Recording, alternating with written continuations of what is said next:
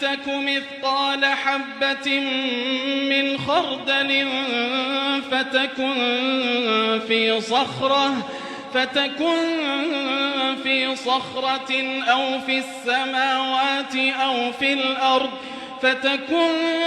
صخرة أو في السماوات أو في الأرض يأت بها الله إن الله لطيف خبير يا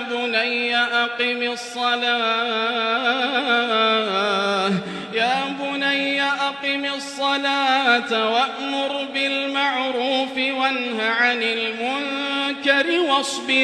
واصبر على ما أصابك إن ذلك من عزم الأمور.